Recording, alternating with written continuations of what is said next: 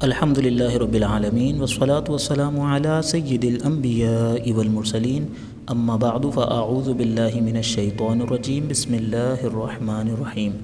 درود شریف کے فضائل و مسائل۔ درود شریف پڑھنے کے فضائل میں احادیث بکثرت وارد ہیں، تبرکاً بعض ذکر کی جاتی ہیں۔ حدیث نمبر 1، صحیح مسلم میں ابو ہریرہ رضی اللہ تعالیٰ عنہ سے مروی کے فرماتے ہیں صلی اللہ تعالیٰ علیہ وآلہ وسلم، جو مجھ پر ایک بار درود پڑھے اللہ تعالیٰ اس پر 10 بار درود نازل فرمائے گا۔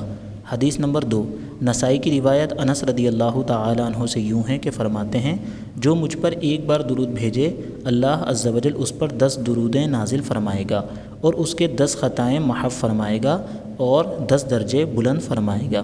حدیث نمبر 3، امام احمد عبداللہ بن عمر رضی اللہ تعالیٰ عنہما سے راوی فرماتے ہیں، جو نبی صلی اللہ علیہ وسلم پر ایک بار درود بھیجے اللہ عز و جل اور فرشتے اس پر 70 بار درود بھیجتے ہیں۔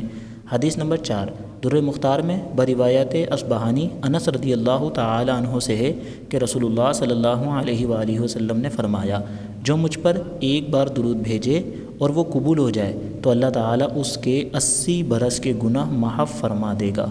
حدیث نمبر 5، ترمذی عبداللہ بن مسعود رضی اللہ تعالیٰ عنہ سے راوی کہ فرماتے ہیں صلی اللہ تعالیٰ علیہ وآلہ وسلم، قیامت کے دن مجھ سے سب میں زیادہ قریب وہ ہوگا جس نے سب سے زیادہ مجھ پر درود بھیجا ہے۔ حدیث نمبر 6، نسائی و دارمی انہی سے راوی کہ حضور اقدس صلی اللہ علیہ وآلہ وسلم فرماتے ہیں کہ اللہ کے کچھ فارغ فرشتے ہیں جو زمین میں سیر کرتے رہتے ہیں، میری امت کا سلام مجھ تک پہنچاتے ہیں۔ حدیث نمبر 7، ترمذی میں انہی سے ہے کہ فرماتے ہیں صلی اللہ تعالیٰ علیہ وآلہ وسلم، اس کی ناک خاک میں ملے جس کے سامنے میرا ذکر ہو اور مجھ پر درود نہ بھیجے، اور اس کی ناک خاک میں ملے جس کو رمضان کا مہینہ آیا اور اس کی مغفرت سے پہلے چلا گیا، اور اس کی ناک خاک میں ملے جس نے ماں باپ دونوں یا ایک کو ان کے بڑھاپے میں پایا اور انہوں نے اس کو جنت میں داخل نہ کیا، یعنی ان کی خدمت و اطاعت نہ کی کہ جنت کا مستحق ہو جاتا۔ حدیث نمبر 8، ترمذی نے حضرت علی رضی اللہ تعالیٰ عنہ سے روایت کی کہ حضور صلی اللہ علیہ وآلہ وسلم فرماتے ہیں، پورا بخیل وہ ہے جس کے سامنے میرا ذکر ہوا اور مجھ پر درود نہ بھیجے۔ حدیث نمبر 9، نسائی و دارمی نے روایت کی کہ ابو طلحہ رضی اللہ تعالیٰ عنہ کہتے ہیں کہ ایک دن حضور صلی اللہ علیہ وآلہ وسلم تشریف لائے اور بشاشت چہرہ اقدس میں نمایاں تھی۔ فرمایا، میرے پاس جبریل آئے اور کہا، آپ کا رب فرماتا ہے، کیا آپ راضی نہیں کہ آپ کی امت میں جو کوئی آپ پر درود بھیجے میں اس پر 10 بار درود بھیجوں گا، اور آپ کی امت میں جو کوئی آپ پر سلام بھیجے میں اس پر 10 بار سلام بھیجوں گا۔ حدیث نمبر 10، ترمذی شریف میں ہے، ابی بن کعب رضی اللہ تعالیٰ عنہ کہتے ہیں، میں نے عرض کی، یا رسول اللہ صلی اللہ علیہ وآلہ وسلم، میں بکثرت دعا مانگتا ہوں تو اس میں سے حضور صلی اللہ علیہ وسلم پر درود کے لیے کتنا وقت مقرر کروں؟ فرمایا، جو تم چاہو۔ عرض کی، چوتھائی؟ فرمایا، جو تم چاہو، اور اگر زیادہ کرو تو تمہارے لیے بہتر ہے۔ میں نے عرض کی، نصف؟ فرمایا، جو تم چاہو اور زیادہ کرو تو تمہارے لیے بہتر ہے۔ میں نے عرض کی، 2/3؟ فرمایا، جو تم چاہو اور اگر زیادہ کرو تو تمہارے لیے بہتر ہے۔ میں نے عرض کی، تو کل درود ہی کے لیے مقرر کروں؟ فرمایا، ایسا ہے تو اللہ تمہارے کاموں کی کفایت فرمائے گا اور تمہارے گناہ بخش دے گا۔ حدیث نمبر 11، امام احمد رویفی رضی اللہ تعالیٰ عنہ سے راوی کہ حضور صلی اللہ علیہ وآلہ وسلم فرماتے ہیں، جو درود پڑھے اور یہ کہے، اللہم انزلہ المقعد المقرب عندک یوم القیامہ، اس کے لیے میری شفاعت واجب ہو گئی۔ حدیث نمبر 12، ترمذی نے روایت کی کہ امیر المؤمنین فاروق اعظم رضی اللہ تعالیٰ عنہ فرماتے ہیں، دعا آسمان اور زمین کے درمیان معلق ہے، چڑھ نہیں سکتی جب تک نبی صلی اللہ تعالیٰ علیہ وسلم پر درود نہ بھیجے۔ مسئلہ نمبر 114، عمر میں ایک بار درود شریف پڑھنا فرض ہے اور ہر جلسہ ذکر میں درود شریف پڑھنا واجب، خواہ خود نام اقدس لے یا دوسرے سے سنے، اور اگر ایک مجلس میں 100 بار ذکر آئے تو ہر بار درود شریف پڑھنا چاہیے۔ اگر نام اقدس لیا یا سنا اور درود شریف اس وقت نہ پڑھا تو کسی دوسرے وقت میں اس کے بدلے کا پڑھ لے۔ مسئلہ نمبر 115، گاہک کو سودا دکھاتے وقت تاجر کا اس غرض سے درود شریف پڑھنا یا سبحان اللہ کہنا کہ اس چیز کی عمدگی خریدار پر ظاہر کرے، ناجائز ہے۔ یوں ہی کسی بڑے کو دیکھ کر درود شریف پڑھنا اس نیت سے کہ لوگوں کو اس کے آنے کی خبر ہو جائے، اس کی تعظیم کو اٹھیں اور جگہ چھوڑ دیں، ناجائز ہے۔ مسئلہ نمبر 116، جہاں تک بھی ممکن ہو درود شریف پڑھنا مستحب ہے، اور خصوصیت کے ساتھ ان جگہوں میں: نمبر 1 روز جمعہ، نمبر 2 شب جمعہ، 3 اور 4 صبح و شام، نمبر 5 مسجد میں جاتے، نمبر 6 مسجد سے نکلتے وقت، نمبر 7 بوقت زیارت روزہ اطہر، نمبر 8 صفا و مروہ پر، نمبر 9 خطبے میں، نمبر 10 جواب اذان کے بعد، نمبر 11 بوقت اقامت، نمبر 12 دعا کے اول آخر بیچ میں، نمبر 13 دعائے قنوت کے بعد، نمبر 14 حج میں لبیک سے فارغ ہونے کے بعد، نمبر 15 اجتماع و فراق کے وقت، نمبر 16 وضو کرتے وقت، نمبر 17 جب کوئی چیز بھول جائے اس وقت، نمبر 18 واعظ کہنے، اور نمبر 19 پڑھنے، اور نمبر 20 پڑھانے کے وقت، خصوصاً حدیث شریف پڑھنے کے اول آخر، نمبر 21 سوال، اور نمبر 22 فتویٰ لکھتے وقت، نمبر 23 تصنیف کے وقت، نمبر 24 نکاح، نمبر 25 اور منگنی، نمبر 26 اور جب کوئی بڑا کام کرنا ہو نام اقدس لکھے تو درود ضرور لکھے کہ بعض علماء کے نزدیک اس وقت درود شریف لکھنا واجب ہے۔ مسئلہ نمبر 117، اکثر لوگ آج کل درود شریف کے بدلے سلام عم یا چھوٹا سا صاد یا عین لکھتے ہیں، یہ ناجائز و سخت حرام ہے۔ یوں ہی رضی اللہ تعالی عنہ کی جگہ چھوٹا سا را دعاد، رحمۃ اللہ تعالی علیہ کی جگہ را اور حا لکھتے ہیں، یہ بھی نہ چاہیے۔ جن کا نام محمد، احمد، علی، حسن، حسین وغیرہ ہوتے ہیں ان ناموں پر صاد یا عین بناتے ہیں، یہ بھی ممنوع ہے کہ اس جگہ تو یہ شخص مراد ہے، اس پر درود کا اشارہ کیا معنی۔ مسئلہ نمبر 118، قاعدہ اخیرہ کے علاوہ فرض نماز میں درود شریف پڑھنا نہیں۔ نمبر 80 اور نوافل کے قاعدہ اولیٰ میں بھی مسنون ہے۔ نمبر 81 درود کے بعد دعا پڑھنا۔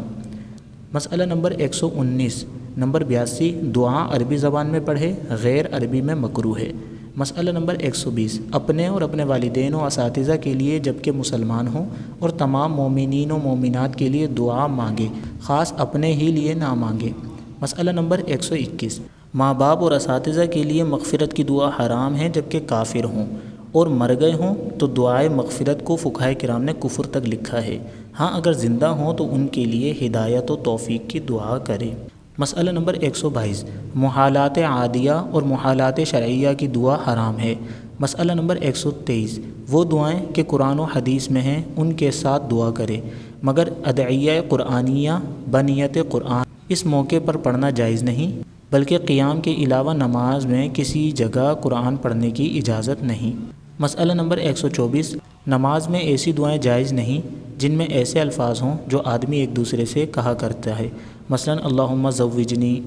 مسئلہ نمبر 125 مناسب یہ ہے کہ نماز میں جو دعا یاد ہو وہ پڑھے، اور غیر نماز میں بہتر یہ ہے کہ جو دعا کرے وہ حفظ سے نہ ہو بلکہ وہ قلب میں حاضر ہو۔ مسئلہ نمبر 126 مستحب ہے کہ آخر نماز میں بعد اذکار نماز یہ دعا پڑھے، رب اجعلنی مقیم الصلاۃ ومن ذریتی ربنا وتقبل دعاء ربنا اغفر لی ولوالدی وللمؤمنین یوم یقوم الحساب۔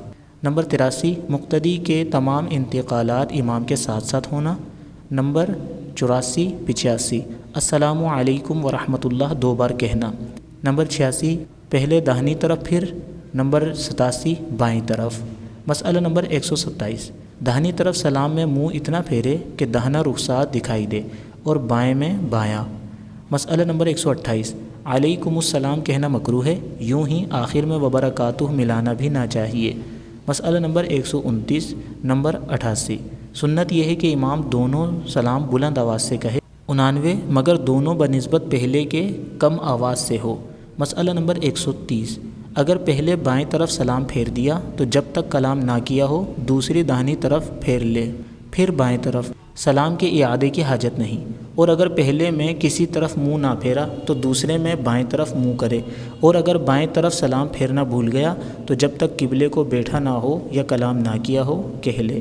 مسئلہ نمبر 131 امام نے جب سلام پھیرا تو وہ مقتدی بھی سلام پھیر دیں جس کی کوئی رکعت نہ گئی ہو، البتہ اگر اس نے تشہد پورا نہ کیا تھا کہ امام نے سلام پھیر دیا تو امام کا ساتھ نہ دے، بلکہ واجب ہے کہ تشہد پورا کر کے سلام پھیرے۔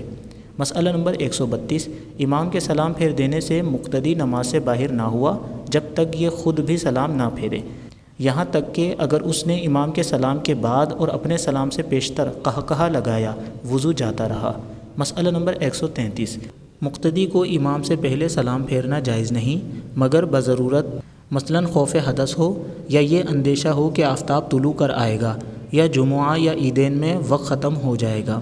مسئلہ نمبر 134، پہلی بار لفظ السلام کہتے ہی امام نماز سے باہر ہو گیا اگرچہ علیکم نہ کہا ہو، اس وقت اگر کوئی شخص شریک جماعت ہوا تو اقتدا صحیح نہ ہوئی، ہاں اگر سلام کے بعد سجدہ سہو کیا تو اقتدا صحیح ہو گئی۔ مسئلہ نمبر 135، امام داہنے سلام میں خطاب سے ان مقتدیوں کی نیت کرے جو داہنی طرف ہیں اور بائیں سے بائیں طرف والوں کی، مگر عورت کی نیت نہ کرے اگرچہ شریک جماعت ہو، نیز دونوں سلاموں میں کرامن کاتبین اور ان ملائکہ کی نیت کرے جن کو اللہ عز و جل نے حفاظت کے لیے مقرر کیا، اور نیت میں کوئی عدد معین نہ کرے۔ مسئلہ نمبر 136، مقتدی بھی ہر طرف سلام میں اس طرف والے مقتدیوں اور ان ملائکہ کی نیت کرے، نیز جس طرف امام ہو اس طرف کے سلام میں امام کی بھی نیت کرے، اور امام کے محاذی ہو تو دونوں سلاموں میں امام کی بھی نیت کرے، اور منفرد صرف ان فرشتوں ہی کی نیت کرے۔ مسئلہ نمبر 137، نمبر 90، سلام کے بعد سنت یہ ہے کہ امام داہنے بائیں کو انحراف کرے اور داہنی طرف افضل ہے، اور مقتدیوں کی طرف بھی منہ کر کے بیٹھ سکتا ہے جبکہ کوئی مقتدی اس کے سامنے نماز میں نہ ہو اگرچہ کسی پچھلی صف میں وہ نماز پڑھتا ہو۔ مسئلہ نمبر 138، منفرد بغیر انحراف اگر وہیں دعا مانگے تو جائز ہے۔ مسئلہ نمبر 139، ظہر و مغرب و عشاء کے بعد مختصر دعاؤں پر اکتفا کر کے سنت پڑھے، زیادہ طویل دعاؤں میں مشغول نہ ہو۔